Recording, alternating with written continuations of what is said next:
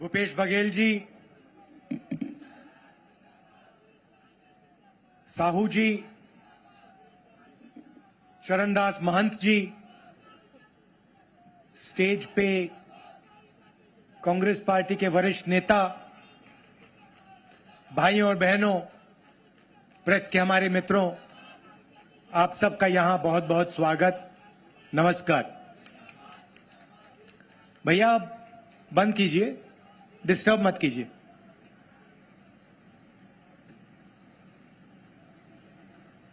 पांच साल पहले ऐसी ही मीटिंग में बघेल जी ने, मैंने, कांग्रेस पार्टी के सीनियर नेताओं ने छत्तीसगढ़ की जनता से 3-4 वायदे किए थे। सबसे बड़ा वायदा कि छत्तीसगढ़ में किसानों का कर्जा माफ होगा और एक ऐसी सरकार आएगी जो किसानों की रक्षा करेगी, जो किसानों की, मजदूरों की आवाज सुनेगी और उनको सुनकर सरकार चलाई जाएगी। हमने ये भी कहा था कि धान के लिए छत्तीसगढ़ के किसानों को 2,500 रुपए प्रति क्विंटल मिलेगा। अब मैं आपसे पूछना चाहता हूं, क्या हमने आपको सच बोला था या झूठ बोला था? हमने 15-20 बातें नहीं की थी, हमने 4-5 बातें बोली थी, मगर जो हमने स्टेज से बोला वो हमने करके दिखाया। एक और बात, हमने वायदा किया था कि छत्तीसगढ़ में किसानों को 2,500 रुपए क्विंटल मिलेगा। किया था ना? आज क्या रेट है? आज 2,500 है या 2,640 है? 2,640 है। तो जो हमने वायदा किया था उससे हम आगे निकल गए हैं। वहां हम नहीं रुके नहीं।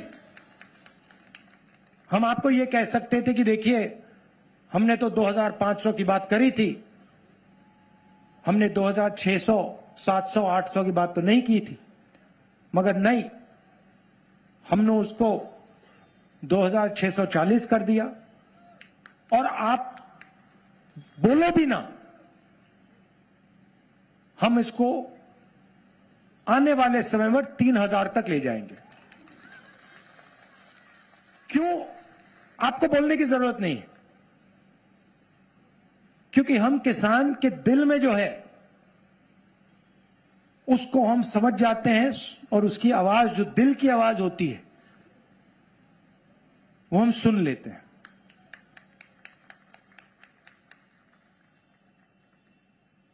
आज सुबह किसानों के साथ, मजदूरों के साथ बघेल जी और मैंने थोड़ा काम किया, बातचीत की और सारे के सारे किसान, सब ने हमें कहा कि जो सरकार ने उनके लिए पिछले 5 साल में किया है, उससे पहले किसी सरकार ने ऐसा काम नहीं किया है।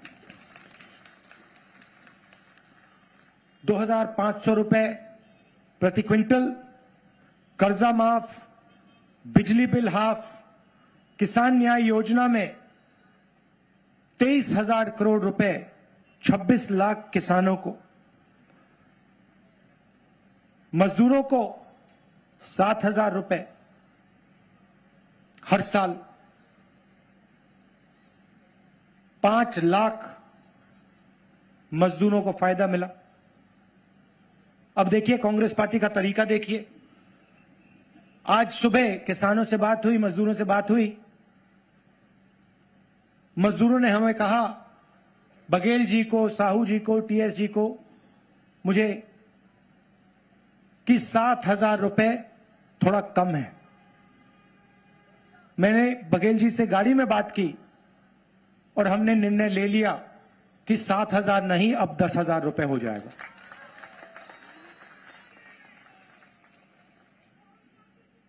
और छत्तीसगढ़ के किसान, सारे किसानों को मैं कहना चाहता हूं, पिछली बार हमने कर्जा माफी का वायदा किया था, वो वायदा हमने पूरा किया और इस बार भी हम कर्जा माफी का वायदा कर रहे हैं और हम आपका कर्जा माफ कर देंगे। सुबह हमने पूछा, किसानों से पूछा, उनकी जमीन के बारे में पूछा और मैंने उनसे पूछा, भाई आप जमीन का रेट क्या है? सीधा मुझे जवाब देते हैं, राहुल जी यहां पे कोई जमीन बेचना नहीं चाहता, हमें अब जमीन बेचने की कोई जरूरत ही नहीं है, कोई कर्जा नहीं है, बैंक अकाउंट में पैसा है, हम जमीन बेचने की सोच ही नहीं रहे।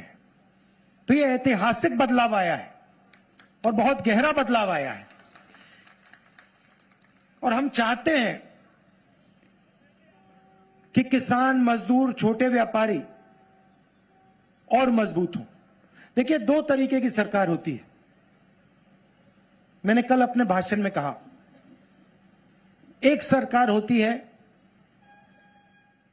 जो गरीबों के लिए काम करती है, किसानों के लिए, मजदूरों के लिए, बेरोजगार युवाओं के लिए उनकी मदद करती है और पूरी की पूरी अपनी शक्ति उनकी मदद करने में लगा देती है। दूसरी तरीके की सरकार होती है, वो अरबपतियों को देखती है और जो देश में सबसे अमीर लोग होते हैं, अरबपति जो होते हैं, उनके लिए सरकार काम करती है। बघेल जी ने कहा 14 लाख करोड़ रुपए नरेंद्र मोदी जी की सरकार ने अदानी जी जैसे लोगों का कर्जा माफ किया है। 14 लाख करोड़ रुपए। आप मुझे बताइए, बीजेपी ने कौन सी स्टेट में, हिंदुस्तान में अलग अलग स्टेट में उनकी सरकार है, कौन से स्टेट में बीजेपी ने कर्जा माफ करके दिखाया किसानों का? ये मुझे बता दो। आपको एक स्टेट नहीं मिलेगा। और सेंट्रल सरकार को तो छोड़ दो, उनका तो सीधा अदानी जी के साथ रिश्ता है, 24 घंटा अदानी अदानी अदानी चलता रहता है। खदानें दे दी, एयरपोर्ट दे दिए, पोर्ट दे दिए, किसान के कानून बना दिए उनके लिए। मोदी जी किसानों से कहते हैं, नहीं मैं तो आपके लिए फायदा करना चाहता हूं, मैं किसान बिल लाया हूं। सोचते हैं किसान को कोई समझ नहीं है। आप किसानों के जेब में से पैसा छीनने के लिए कानून लाए थे, आप अदानी जी को पैसा देने के लिए कानून लाए थे और आप 24 घंटा अदानी जी की मदद करते रहते हैं। और यहां पे आपके जो चीफ मिनिस्टर हैं वो भी अदानी जी जैसे लोगों के लिए ही काम करते हैं। हम किसानों के लिए, मजदूरों के लिए, छोटे व्यापारियों के लिए, युवाओं के लिए काम करते हैं। ये फर्क है। अब देखिए दूसरी बात, जहां भी बीजेपी के नेता जाते हैं वो गरीब लोग से कहते हैं, देखो हिंदी पढ़ो, छत्तीसगढ़ी और अंग्रेजी की कोई जरूरत नहीं है, हिंदी की जरूरत है। हमारी सोच दूसरी है। हम कहते हैं हिंदी जरूरी है, छत्तीसगढ़ी जरूरी है और अंग्रेजी भी जरूरी है। क्यों? अगर आप में से किसी को छत्तीसगढ़ में किसी से बात करनी है तो छत्तीसगढ़ी का प्रयोग होगा। अगर आप यूपी जाएंगे बिहार जाएंगे, बाकी हिंदुस्तान में जाएंगे तो हिंदी का प्रयोग होगा। और अगर आप विदेश में जाना चाहते हैं, कॉल सेंटर में काम करना चाहते हैं, बड़ी बड़ी कंपनी में काम करना चाहते हैं, तो आपको अंग्रेजी का प्रयोग करना पड़ेगा। सही बात, सही बात। अब आप एक काम कीजिए, ये जो बीजेपी के नेता आते हैं 24 घंटा हिंदी हिंदी हिंदी बोलते रहते हैं, आप इनसे एक सवाल पूछिए। आप इनसे ये पूछिए, भैया आप कहते हो कि अंग्रेजी नहीं पढ़नी चाहिए, आप कहते हो छत्तीसगढ़ी नहीं पढ़नी चाहिए, आप कहते हो हिंदी होनी चाहिए, आप हमें एक बात बताओ, आपके जो बच्चे हैं वो क्या हिंदी मीडियम स्कूल में पढ़ रहे हैं या अंग्रेजी सीखते हैं? आपके सामने खड़े हो गए, यह भी हमको ध्यान में रखना चाहिए। मैं आपके सामने पूछना चाहता हूं और बताना चाहता हूं, आप बताइए शराब में घोटाला हुआ है कि नहीं हुआ है? हुआ है कि नहीं हुआ है? आपको मालूम है कितने का हुआ है? 2161 करोड़ रुपए का हुआ है। ये घोटालों की सरकार, शराब घोटाला। आप बताइए चावल घोटाला हुआ है कि नहीं? चावल घोटाला हुआ है कि नहीं? मैं पीछे से सुनना चाहता हूं, चावल घोटाला हुआ है कि नहीं? हुआ है कि नहीं? मालूम है कितने का हुआ है? 5000 करोड़ रुपए का। आपको मालूम है कि कोयला घोटाला हुआ है? कोयला घोटाला हुआ है कि नहीं? मालूम है कितने का हुआ है? 540 करोड़ रुपए का कोल घोटाला हुआ है।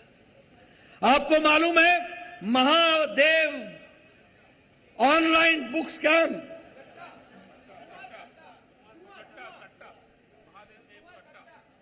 उमा सट्टा,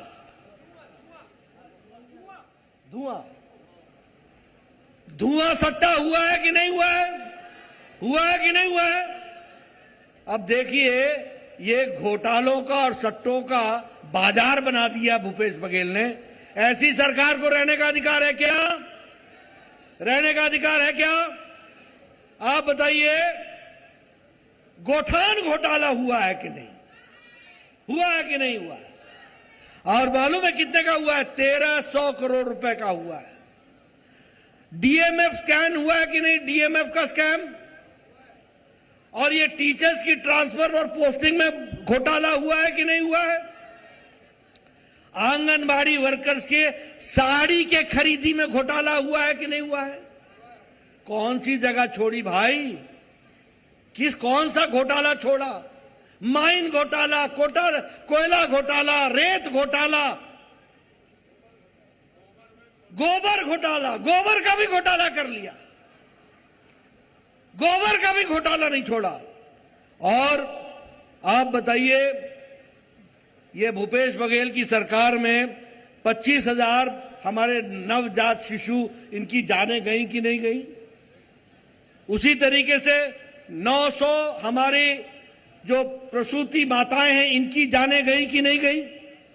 आपको मालूम होकर के आश्चर्य होगा कि हमारी औरतें छत्तीसगढ़ में 67% हमारी बहनें खून की कमी होती है उनको, और स्वास्थ्य की कोई चिंता नहीं होती। ये भी हमको ध्यान में रखना होगा। इसलिए मित्रों, मैं घोटाले की बात कहने लगूं तो एक लंबी श्रृंखला यहां पर निकल करके आएगी। आप बताइए, आपको जानकर के आश्चर्य होगा कि हमारे जो शेड्यूल्ड ट्राइब है, अनुसूचित जनजाति बहनें हैं, उनके साथ अन्याय होने का और उनके ऊपर उत्पीड़न होने का 30% महिलाओं पर यहां उत्पीड़न हो रहा है। उसी तरीके से हमारे अनुसूचित जाति दलित भाइयों का और दलित बहनों का 25%। जंगल में जो चीजें उगती हैं, तेंदुपत्ता, इमली, एक और बहुत बड़ा मुद्दा है, और शायद वो हिंदुस्तान की राजनीति के लिए, हिंदुस्तान के प्रगति के लिए सबसे बड़ा मुद्दा है। उसको हम जाति जनगणना कहते हैं। Caste census. सवाल यह है कि इस देश में हम जात की बात करते हैं, मगर किसी को नहीं मालूम कि कौन सी जात की कितनी आबादी है। कोई नहीं जानता।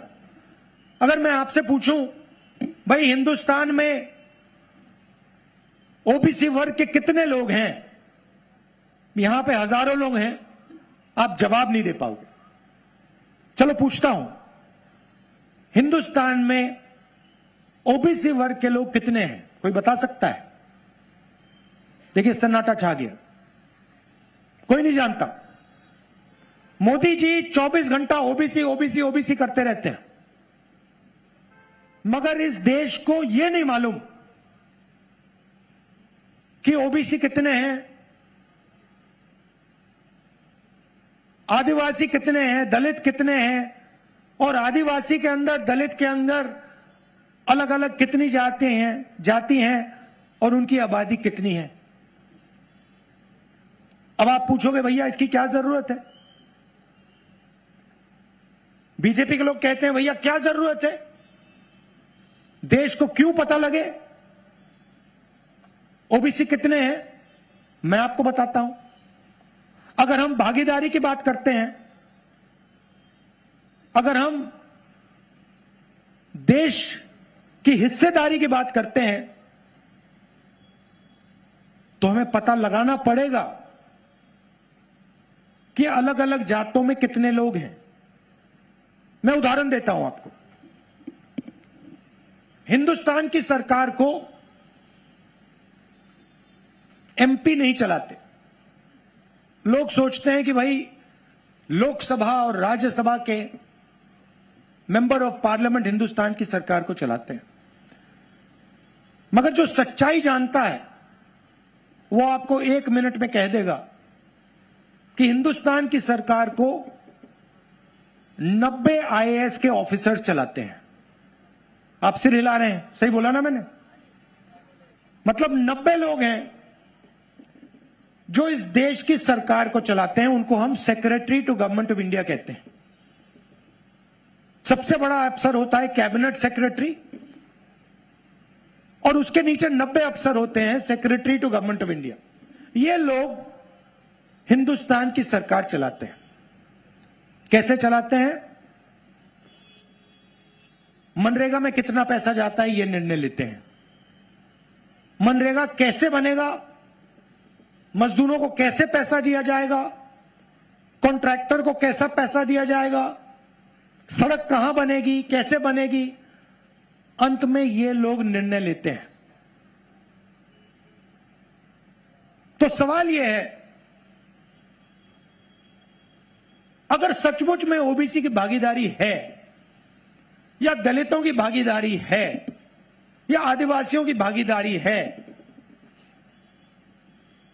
तो इन अफसरों में भी ओबीसी की, दलितों की, आदिवासी अफसर होने चाहिए। और कम से कम अगर देश में मान लो 50% ओबीसी हैं, तो 90 में से 50% ओबीसी होने चाहिए। तब हम कह सकते हैं हां भैया ओबीसी की भागीदारी है। और 90 में से मान लो दलितों की 15% आबादी है, तो 15% दलित होने चाहिए। और मान लो हिंदुस्तान में 15% आदिवासी हैं, तो 15% उसमें आदिवासी होनी चाहिए। तो फिर हम कह सकते हैं हां भैया आदिवासी भी शामिल हैं, दलित भी शामिल हैं, ओबीसी भी शामिल हैं।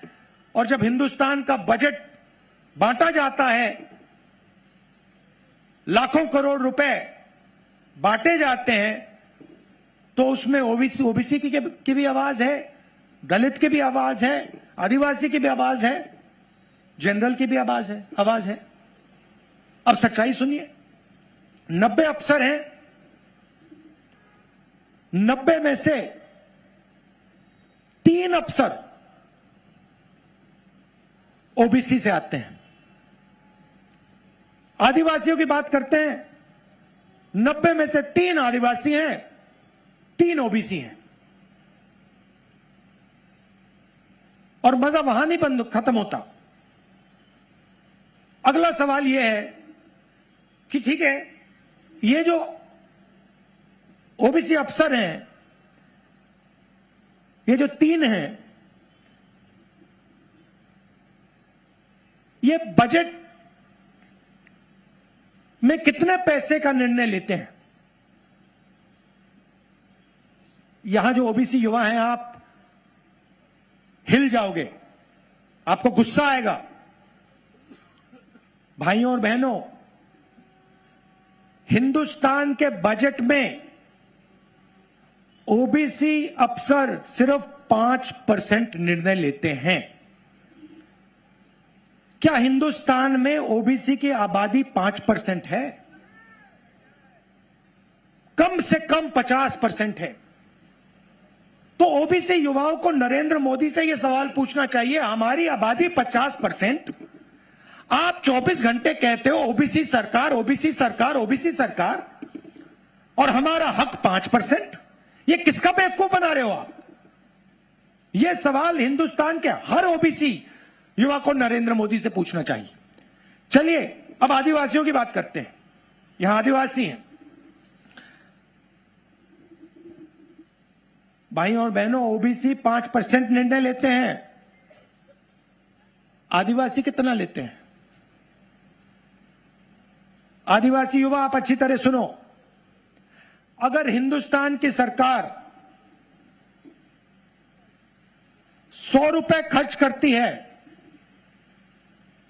तो हिंदुस्तान के आदिवासी अफसर 100 में से 10 पैसे का निर्णय लेते हैं। ओबीसी 5% और आदिवासी 0.1% निर्णय लेते हैं। और सुनना है तो दलित 1% निर्णय लेते हैं। इसीलिए जाति जनगणना की जरूरत है। हम जानना चाहते हैं कि इस देश में ओबीसी 5% निर्णय ले रहे हैं, उनकी आबादी क्या 5% है या 50%? और अगर 50% है तो नरेंद्र मोदी जी की सरकार में जो हो रहा है वो सरासर अन्याय है। इसलिए कांग्रेस पार्टी अपनी मीटिंग में कह रही है, मैं कह रहा हूं, बघेल जी कह रहे हैं, खारगे जी कह रहे हैं कि कांग्रेस पार्टी ने जो जनगणना की थी, जाति जनगणना की थी, आंकड़े आपके पास हैं मोदी जी, उनको आप पब्लिक कर दीजिए। देश के आदिवासियों को, दलितों को, पिछड़ों को आप बता दीजिए उनकी आबादी कितनी है। डरने की क्या जरूरत है? नरेंद्र मोदी जी यहां आते हैं, लंबे लंबे भाषण देते हैं, कहते हैं मैं ओबीसी हूं, मगर यह नहीं कह सकते कि भैया मैं ओबीसी हूं, मैं जानना चाहता हूं कि इस देश में मेरे जैसे ओबीसी कितने हैं। यह नरेंद्र मोदी की नहीं कहते। क्यों नहीं कहते? क्योंकि ओबीसी के लिए काम ही नहीं करते, वो अदानी जी के लिए काम करते हैं। और अगर उन्होंने कह दिया, गलती से भी कह दिया कि भैया जाति जनगणना होनी चाहिए, तो जो वो अदानी जी के जेब में डाल रहे हैं वो नहीं डाल पाएंगे। तो हमने तो निर्णय ले लिया है, जैसे ही हमारी सरकार दिल्ली में आएगी हम उसी दिन जाति जनगणना का काम शुरू कर देंगे। और यहां पे छत्तीसगढ़ में हमारी सरकार आएगी तो जाति का सेंसस उसी दिन छत्तीसगढ़ में शुरू हो जाएगा। कर्नाटक में शुरू हो गया है, राजस्थान में शुरू हो गया है, यहां पे भी हम काम शुरू कर देंगे। यह मैं आपसे कहना चाहता था। और जाति जनगणना के बाद पिछड़ों का, दलितों का, आदिवासियों का एक नया चैप्टर लिखा जाएगा। उनकी प्रगति के लिए, उनके विकास के लिए ऐतिहासिक काम शुरू हो पाएगा। आप सब यहां आए, इसके लिए दिल से बहुत बहुत धन्यवाद।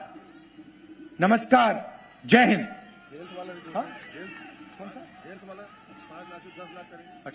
अच्छा, बघेल जी ने कहा कि आपके जो स्वास्थ्य में